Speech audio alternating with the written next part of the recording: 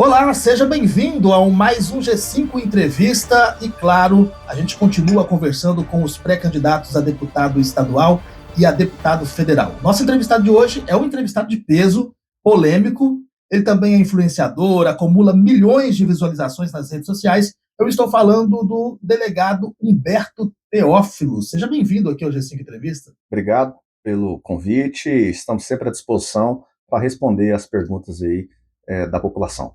Bom, a gente fez um treinamento aqui antes, né? Foi. Fizemos aí esse ar-condicionado, barulho da caramba, hein? Esse ar tá bravo, hein? Não. Tem um outro ali pra salvar a gente, tá? Hã? Tem um outro ali pra salvar a gente. Então tá fechado, estamos treinando. Não vai passar calor, não. Não tem nada, não. Não, moço, eu já acostumado a ficar em campana, fazer campana no calor, né? Aguardando o cara vender a droga. Então a gente. Eu já ia falar que tu era delegado Nutella. Não. Nunca fui delegado Nutella. Sempre fui delegado de rua. Dos 15 anos. Também, o tempo que a gente voltou agora, só pegou a caneta. Eu ia perguntar não, já estava a caneta aqui. Não, você que não viu, estava aqui. Ela é o, né? Quando o negócio esquenta, eu levanto a caneta e tem tinta. Essa caneta é muito boa. Ela fez muita coisa boa, mas trouxe muito problema pro senhor também, hein? Aí trouxe problemas, mas problemas que faz parte, né? Esse dia eu estava falando, eu fico muito feliz dos problemas que essa caneta trouxe. Por quê? Por exemplo, tem um cara que me processou, né? Uma ação de indenização. É um ladrão de energia. Um outro cara me processou na corregedoria. É um defensor da legalização das drogas. E um outro entrou com uma ação criminal, uma relação. É um grupo que sacrifica animais domésticos para fazer ritual. Então, para mim, é um troféu, né, responder esses procedimentos. Bom, já que a gente começou a entrevista de outra forma agora, vamos falar desse assunto que estava na pauta também. Mas que história é essa de racismo que o senhor está sofrendo aí? O que aconteceu? Na verdade, é até uma piada, né? É uma piada de mau gosto. Nós, hoje, eu e mais 3 policiais, nós somos réus, né? Nós estamos sentados hoje no banco dos réus, respondendo um crime grave, que é o crime de racismo religioso. Como nós estamos respondendo isso? Simples. Eu estava no plantão, eu e toda a minha equipe. Imagine você, né? Eu gostaria de fazer uma pergunta. Você num plantão policial, sentado, você policial, e chega uma denúncia para você, dizendo o seguinte: tem um grupo que está sacrificando, matando cachorro e gato. Denúncia de vizinhos, formalizada, e chama a polícia para tomar providência. Sendo assim, o que eu fiz? Você também, sendo policial, nós saímos e fomos até o local onde que funcionava aí, né? Quando nós chegamos, vimos que funcionava um centro de umbanda, de candomblé, não sei lá. E o que aconteceu? Nós fizemos a campanha e quando o carro chegou, era esse carro que iria para esse centro, né? Nós fizemos a abordagem do veículo e a abordagem dessas pessoas, a abordagem básica. No que sentido? Ver se achava algum animal, cachorro, gato, ou alguns restos de animais. Investigar a denúncia. Fizemos a abordagem, nada foi encontrado, foi liberado, eles não gostaram da abordagem. Não gostaram da abordagem. E no outro dia foram na delegacia de crimes raciais, fazer uma ocorrência falando que a gente foi até o local com o intuito de estar cerceando a liberdade religiosa deles, que a gente foi lá, né, com um dolo de praticar o racismo. Um absurdo. E esse negócio acabou indo para frente. Você chegou a entrar no terreiro? Não entramos, não. Foi na porta da casa. Foi na rua? Na rua. Como nós não encontramos nada e não tinha aqui indícios do flagrante, né? Porque se tivesse indício a gente entrava. Não tinha esse negócio. Mas não encontramos nada naquele momento e fomos embora. Foi instaurado um inquérito, o delegado pediu o arquivamento, o promotor pediu o arquivamento, eles recorreram e o Conselho Superior do Ministério Público do Estado de Goiás, o Conselho decidiu, contrariamente à posição do promotor de justiça, que a nossa legislação permite isso, e nomeou um outro promotor que ofereceu denúncia contra a gente, ou seja, imputando aos 4 policiais civis o crime de racismo religioso. E qual que é a consequência caso o senhor seja condenado? O senhor perde o cargo? Perde o cargo, isso é consequência, perda do cargo. Isso é o meu ganha-pão, né? Eu estudei para isso, né? Eu sempre fui concurseiro. Então, eu sempre fiz concursos públicos e passei nesse concurso com muito suor, né? Eu cheguei a estudar de 8 a 12 horas por dia. Então, eu cheguei na polícia para fazer a diferença, para combater o crime, seja quem for. Mas a gente sabe, né, que infelizmente hoje não é fácil ser policial. Hoje no Brasil não está sendo fácil ser policial. E eu acabei, né, tomando essa, mas Deus vai nos abençoar aí, que nós seremos absolvidos. Nós vamos lutar até o final, tentamos trancar esse processo através de um habeas corpus no Tribunal de Justiça. Não perdemos, né? Nós vamos agora para o STJ e nós vamos lutar até o final para que sejamos aí absolvidos. Qual é o sentimento que o senhor tem? Porque a gente vê o senhor falando combativamente sobre isso nas redes sociais e falando e cobrando uma posição, mas qual é o sentimento da pessoa, Humberto, em relação a uma ação dessa? O senhor fez um trabalho policial de investigação, estava na sua função, e de repente perder o cargo, pode perder o cargo por isso. Qual é o sentimento que o senhor tem? É um sentimento de injustiça, né? Um sentimento de covardia, porque é um sistema, o que a gente vê, é um sistema persecutório penal que está sacrificando quatro policiais civis que sempre trabalharam com muitos anos. Aí você vê hoje a gente sentado no banco dos réus respondendo o crime de racismo. Realmente é um caso revoltante, né? A gente fica muito chateado com isso, mas a gente sabe que isso é perseguição, a gente sabe muito bem. Eu mexi com muita gente, eu prendi gente poderosa aí para todo lado. Eu não prendi só o ladrão de galinha, eu não só. Porque prender um ladrão de galinha ou prender um craqueiro que vende pedra de crack, pisar no pescoço dele, fácil. Todo polícia faz. Eu quero ver prender um empresário que furta energia elétrica, empresários poderosos, fazer fiscalização em boates, fazer operações onde que prende pessoas responsáveis por receptação de fios de cobre, além de interdições de estabelecimentos comerciais poderosos que vendem comida podre, locais insalubres. Eu fiz todas essas ações. E, claro, mexi com muita gente, além de alguns traficantes, né? Cheguei a prender traficante em condomínio fechado, prendi traficante em setores nobres, prendi muito filhinho de papai aí. Então, posso dizer, mexi com muita gente, né? Porque eu não só prendi o pobre, eu prendi o da classe média, eu prendi o rico, ou seja, quem cometeu o crime levou a canetada. Isso é uma prova que os poderosos influenciam na justiça? Ah, sem dúvida, né? Sem dúvida. Hoje, o policial ele pensa duas vezes para fazer uma abordagem num carro importado. Claro que pensa. Ué, pensa, né? Será que você vai fazendo uma abordagem? Eu já fiz abordagem de vários carros importados, em Lamborghini e tudo. Eu já abordei e fiz busca no carro, entendeu? Mas o policial, quando vê um delegado de polícia tomar um crime de racismo religioso, ele fala, não, cara, não tem hora não, mexer com isso não, cara. O delegado tá lá, que tem seguidor em redes sociais, o cara que já foi deputado, né, não sou melhor que ninguém. Eu só tô falando da questão da minha influência na virtual, de tudo que eu passei. Tô no banco dos réus por ter ido averiguar uma denúncia anônima. Então, o que policial pensa? Poxa, cara, o cara foi perseguido. Hoje, do jeito que nós estamos no nosso sistema persecutório penal, do jeito que nós estamos vivenciando o país, tá difícil combater o crime. Doutor, e a gente vê muito isso mesmo, a polêmica quando se aborda um carro de luxo e quando se aborda um carro popular. A gente não vê ninguém reclamando nas redes sociais, xingando, falando. E quando é um carro de luxo, vira manchete de jornal, é um escarcéu danado. E isso, claro, deixa o policial com medo, porque vai saber o que vai acontecer amanhã. O senhor está no banco dos réus, por exemplo. É engraçado, quando a gente prende um traficante da periferia, ninguém fala nada.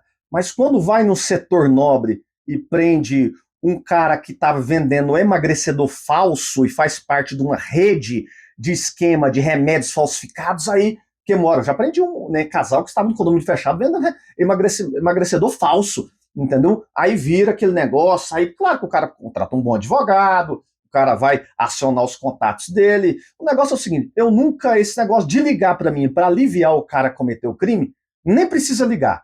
Nem precisa, até porque... Você recebe muita ligação? Recebe muita ligação? Nem recebo, né? Porque sabe que eu não atendo esse tipo de coisa. Eu não atendo. Por isso que eu nem fui promovido, né? Deve ser por isso. Eu nem fui promovido. Assim, saiu uma promoção da Polícia Civil, né? Agora, né? Não fui promovido. É por quê? Porque eu não sento em rodinha pra ficar tomando cerveja com a galerinha, ficar puxando o saco do diretor, fazendo graça para outro. Eu não sento. Eu estou lá para fazer o meu trabalho. E combater o crime, seja quem for. Então, falo isso aqui com muita tranquilidade, sabe por quê? Porque a lei tem que ser aplicada para todos. A lei tem que ser aplicada para todos, para o pobre, para o cara que tem influência, para o cara que não tem influência. Nós temos que parar com esse negócio. Eu já aprendi policial civil, já aprendi policial militar, eu sou policial, eu já aprendi pastor, eu sou evangélico, já aprendi pastor, eu já aprendi, então eu não tenho disso comigo, entendeu? Cometer o crime, nós temos que parar com essa história, só porque é de determinado local, ou é isso, ou de uma classe, vai passar a mão na cabeça, nós temos que parar com isso, né? A lei tem que se aplicar para todos. Inclusive, eu achei que o senhor chegar aqui com 50 policiais e um helicóptero, porque são muitas. O senhor anda de carro blindado hoje. Sim, ando de carro blindado. E como que surgiram essas ameaças? 3 meses em Aparecida de Goiânia, você já foi ameaçado de morte? Nunca se prendeu em tão curto período de tempo traficantes em Aparecida de Goiânia. Eu falo que o Aparecida de Goiânia eu sempre vou levar aí como uma pauta principal naquela cidade. Hoje a Aparecida está tomada pelo crime organizado. Nós temos lá uma parte PCC, uma parte Comando Vermelho, né? Aí você fala, mas a gente não vê. Claro que não vai ver. O modo do cometimento do crime de faccionados é um modo silencioso. Diferente, facções fazem acordos. Exemplo, no Mato Germana, me chamaram agora no Mato Germana. No Mato Germana tem certos bairros que é do PCC, certos locais que, ruas que é do Comando Vermelho. Eles brigam? Não. Eles fizeram um acordo para que não tenha conflito, para que não roube na região, porque para a polícia não aparecer. Para não ter presença ostensiva da polícia, porque aí eles podem vender a droga deles tranquilo. Ou seja, eles proíbem roubo, qualquer tipo de crime naquela região para eles... Por quê? Porque se fazer roubar, a polícia vai lá. Exatamente. Ou seja, se roubar, aí o cidadão tem que ficar calado, aquela sensação tem medo, né? Com muito medo, aquela sensação de segurança, eu sempre falo, é a governança criminal. Hoje nós estamos vivenciando uma governança criminal por parte do crime organizado. Eles estão tomando o território de uma forma silenciosa. Aí esse dia eu vi, reduziu homicídios. Nossa, nós estamos seguros. Para com isso. A redução dos homicídios cada vez vai diminuir mesmo. Crime organizado está praticando homicídio, mas não. Crime organizado, ele está vendendo cigarro eletrônico, emagrecedor falso, vendendo combustível, está com loteamento. Para com isso, está vendendo ouro. Vamos parar, tá vendendo gatunete, tá vendendo... Então, outras formas. Nós temos que parar de fazer pensar num certo modo de segurança pública, isso já mudou. Então, se perguntar para mim, Humberto, em Goiás tem crime organizado? Claro que tem crime organizado. Tem, de uma forma silenciosa. Não foi à toa que eu aprendi mais de 70 em Aparecida em apenas 3 meses. Você tem medo de morrer? Todo mundo tem medo de morrer, né? Não adianta falar assim, não tem medo. Todos têm medo de morrer. Se me perguntar, você tem medo em geral? Eu falo que a minha fé é maior que o meu medo. Né? Porque não vamos mentir, todo mundo tem medo, mas a minha fé é maior que o meu medo. Então, por isso que eu sempre luto. E luto aqui, faço o possível pensando nas futuras gerações. Eu penso nos jovens, meu amigo, porque quando eu vejo um jovem, eu já vi criança, adolescente sendo cooptado pelo crime organizado, cara, para vender droga, para ser aviãozinho, isso eu fico assim, muito triste, e mexe muito comigo, que eu presenciei isso. Eu fui nos locais, todas as ocorrências que eu fui, né? Todas as prisões que foram feitas, eu fui pessoalmente, e fui o condutor do flagrante. Condutor, né? Porque no flagrante tem que ter o condutor e 2 testemunhas. Eu sempre coloquei minha cara a tapa para ser o condutor, né, à frente de todas as ocorrências. O senhor falou, tem medo, mas coloca a sua coragem na frente do medo para tentar ajudar a população. E a família? Como que lida com esse risco constante? Minha esposa, a família eu falo que me preocupa mais, que eles têm mais medo, eles se preocupam mais, né, eles pedem recuar. Inclusive a minha esposa foi uma das que falaram para mim quando eu estava em Aparecida se compensava eu estar fazendo isso. Ela chegou em mim e falou assim, amor, compensa que você está fazendo isso? Porque a instituição está te deixando de lado. Você não tem estrutura na central. Você está recebendo ameaças de morte. Ela falou, você tem que pensar na nossa família, nossos filhos. Isso compensa? E foi um dos modos que realmente me fez refletir. Não é que não compensa, é que tem hora não adianta você sem estrutura, né? Sendo ameaçado, ficando sozinho na chapada, sem enfrentar isso. Então quando os caras me removeram, aí os caras, Humberto, você vai entrar na justiça para anular a portaria? Não vou não, porque Deus sabe de todas as coisas. Fui para o administrativo e agora qual que é a missão? A missão é na política, é como candidato, é ter... ajudar de uma outra forma. De uma outra forma. Porque agora eu conheço a realidade e posso dizer que essa realidade poucos policiais sabem do que a gente vivencia nas ruas.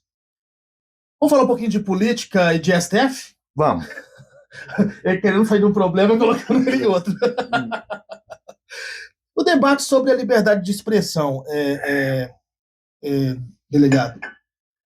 O senhor é de direito, o senhor defende até hoje o ex-presidente Jair Bolsonaro, a direita fala em perseguição, né, os bolsonaristas, mas o senhor não acha que houve excesso também durante esse período da liberdade de expressão em alguns momentos? Mas excesso em que sentido?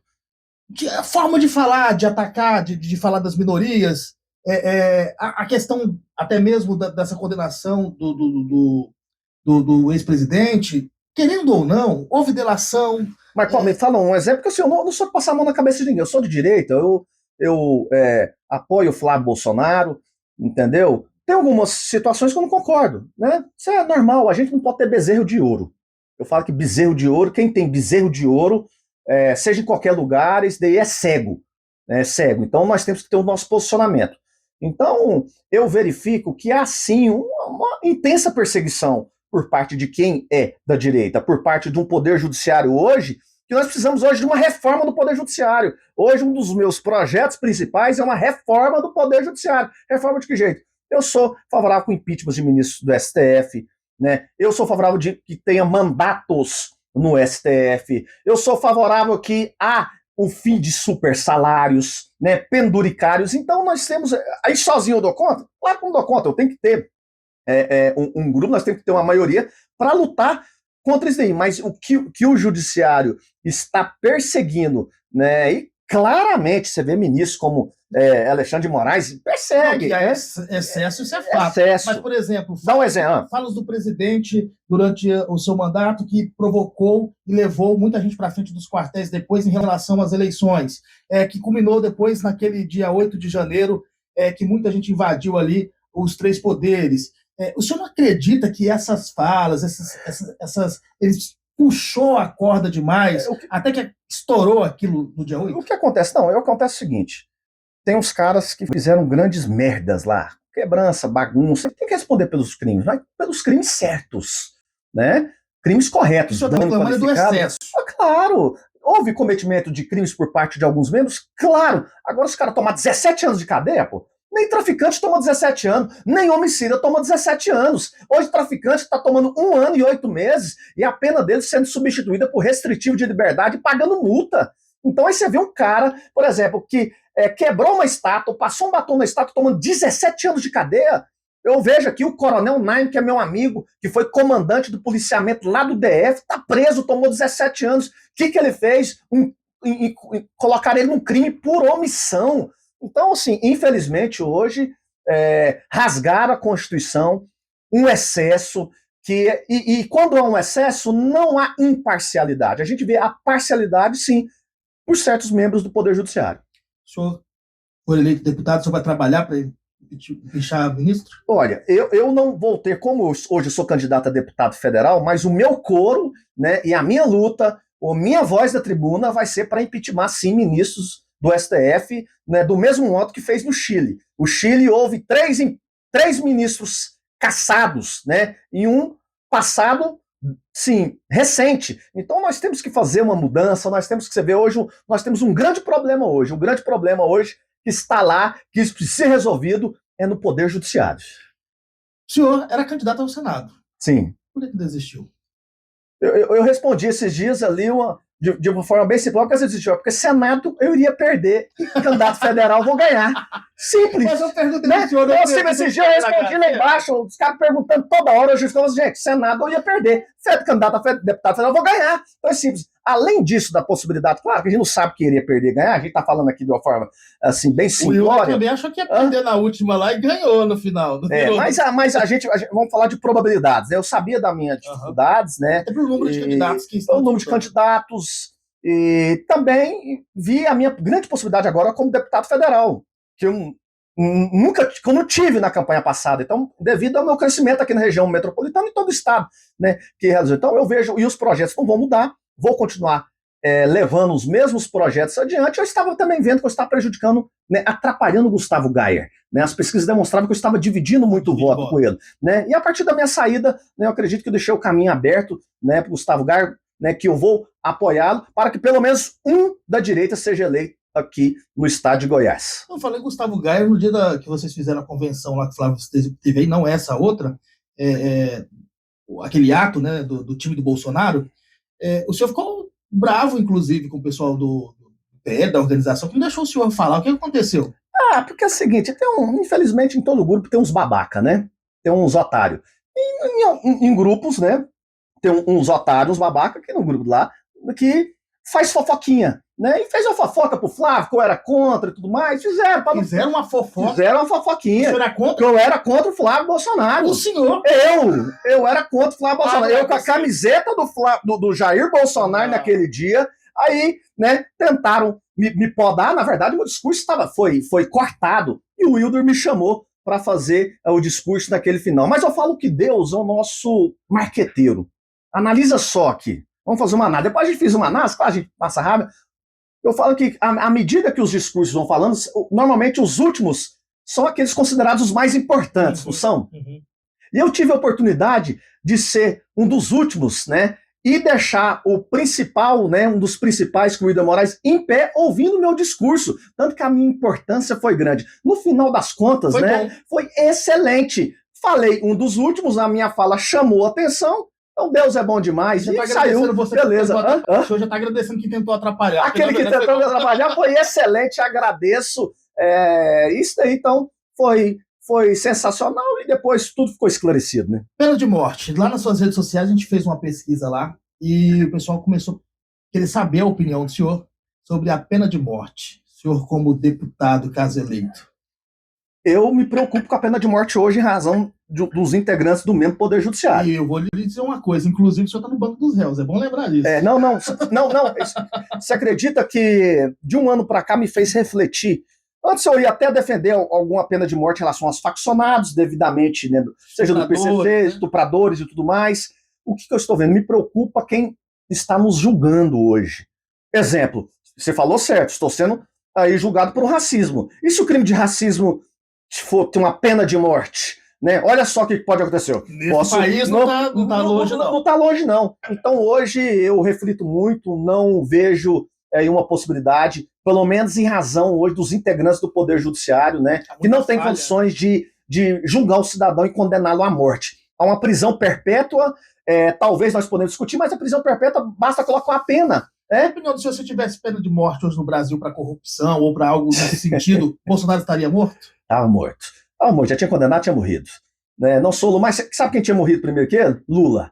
Lula já estava, né, já tinha ido para o espaço, né, já tinha ido por debaixo da terra. Então a gente tem que fazer uma análise hoje, né, porque nós temos que fazer uma reforma do Poder Judiciário para a gente começar a discutir esse tipo de situação de pena de morte. Entendeu? Então nós temos que ter um amadurecimento.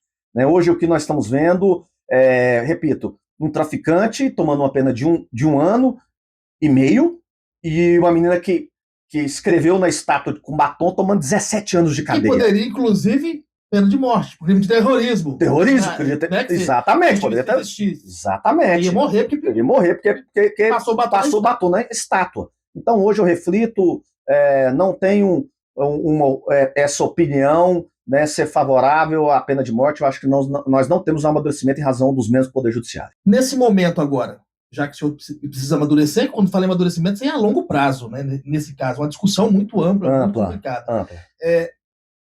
Para agora, o que pode ser feito em curto e médio prazo para poder melhorar essa situação? Porque realmente o país continua dividido, continua brigando, continua se discutindo e parece que não muda nunca. Cara, sim, nós temos que ter algumas pautas básicas, né? Quais são as pautas básicas? Vamos lá. Redução da maioridade penal, acho que é importante. Acho que está passando a hora de 16 anos.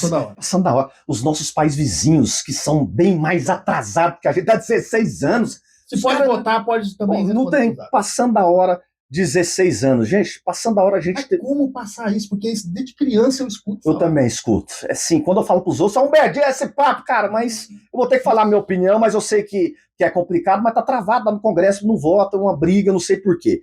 Enfim, nós temos que ter uma estruturação no combate ao crime organizado. Nós temos que ter ferramentas, que hoje nós temos um grande problema no Brasil. PCC, Comando Vermelho. Eles estão infiltrados em todas as instituições essenciais. Não adianta falar que eles não estão. Eles estão no Poder Judiciário, eles estão na polícia, eles estão no Ministério Público, eles estão na igreja. A Assembleia do Rio de Janeiro é um exemplo. Exemplo.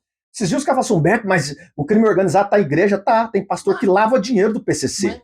Um monte. Sim, entendeu? Então não adianta. Então nós temos que fazer esse combate enérgico ao crime organizado.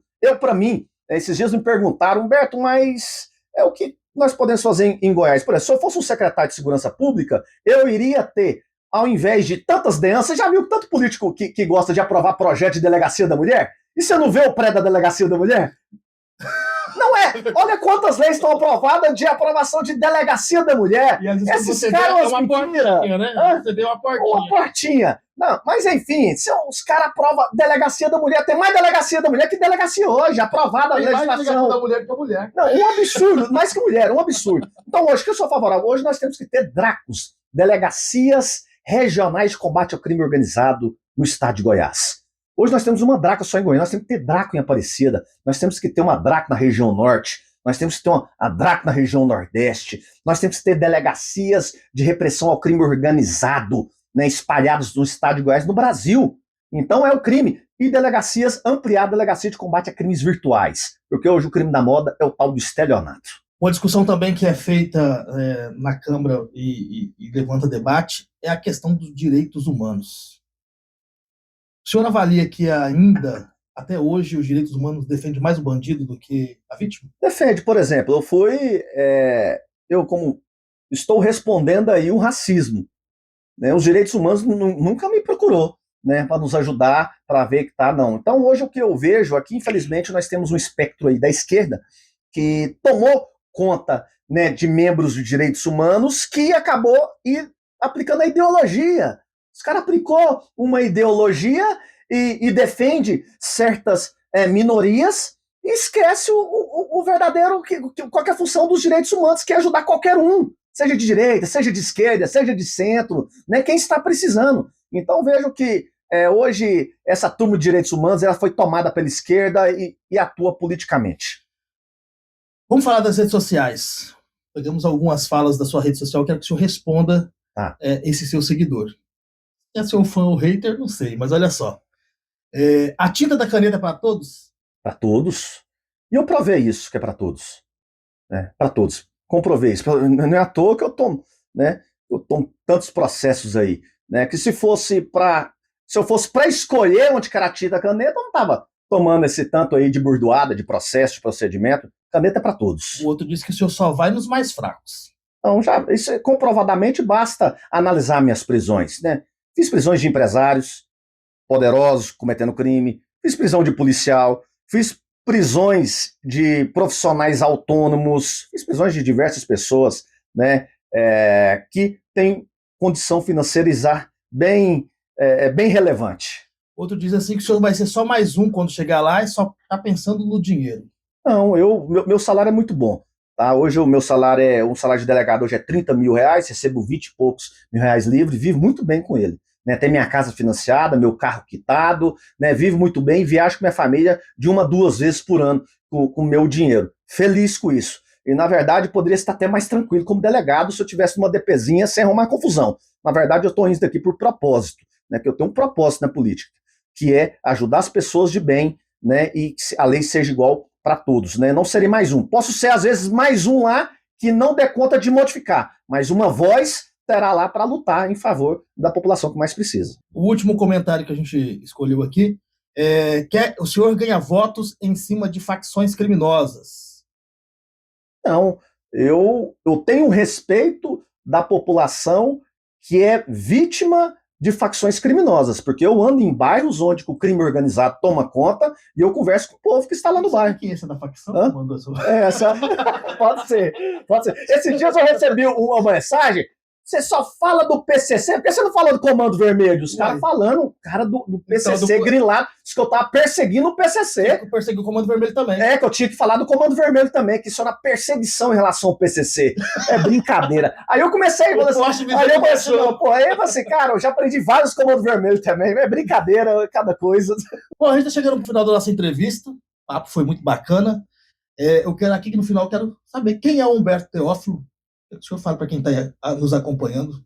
Humberto Teófilo é casado, pai de família, cristão, conservador de direita, que luta por uma sociedade melhor, que pensa nas futuras gerações, pensa nos nossos filhos, nos nossos netos, e tem coragem. A minha fé, eu falo, que sempre supera o meu medo, né? Mas eu tenho coragem e vou lutar. Vou lutar enquanto que eu estiver vivo para que o Brasil seja um Brasil que dê oportunidade para todos.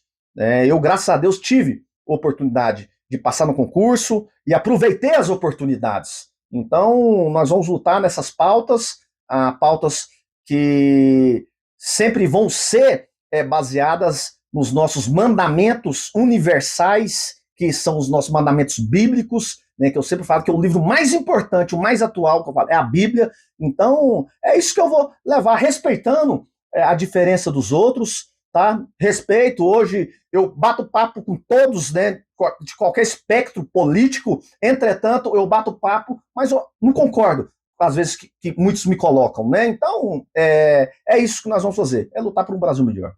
Última pergunta, prioridade em Brasília. Combate ao crime organizado. O meu eixo principal é segurança pública, combate ao crime organizado, né, em todo o Brasil, especialmente aqui no estado de Goiás. Bom, eu conversei com o delegado Humberto Teófilo, pré-candidato a deputado federal. Já é candidato. Já candidato? Já candidato, formalizou, já está lá. Já registrou? Já está aprovado da convenção, já virei candidato. Então, candidato Humberto Teófilo. Desculpa aí pela falha, viu? Não, foi ontem, nada, não. Né? Foi o nosso. Foi... Não, ontem foi do PL. Ontem foi do PL. Foi semana passada a nossa. Você participou, já que vou só o último gancho aqui, você participou ontem da Eu passei lá, sim, passei lá. Você estava lá. Fala do Wilder Moraes, de que primeiro o Bolsonaro e depois o Estado de Goiás. Você acha que ele errou? Aí eu, particularmente, eu falaria diferente, né? Mas respeito a opinião dele, né? Então, eu falo que nós temos que ter eu tenho um respeito muito grande por Jair Messias Bolsonaro, para mim é um cara excepcional, mas nós temos sempre que pensar no povo. Respeito, o Wilder é o meu candidato a governador, né? Nós temos que colocar uma coisa, é o seguinte, que tem cara quando abraça um determinado candidato, ele quer elogiar ele em tudo. Eu nunca vi um negócio desse. Não, é isso, defende o cara. Eu falei, cara, é normal você divergir, é normal você discordar de uma fala. Isso quer dizer que você vai deixar de apoiá-lo. Porque é o seguinte, não existe esse negócio de você concordar com o cara 100%, porque tem cara, por exemplo, o candidato ao governo defende ele até em tudo que ele fala, não. Por exemplo, a minha seria diferente. Vou continuar o apoiando? Vou continuar o apoiando. Então é isso. Ok, obrigado pela sua participação aqui. Quando o senhor quiser voltar, está à disposição. Eu que agradeço, tá? Grande abraço a todos. E para você que nos acompanha, você sabe, até o nosso próximo encontro.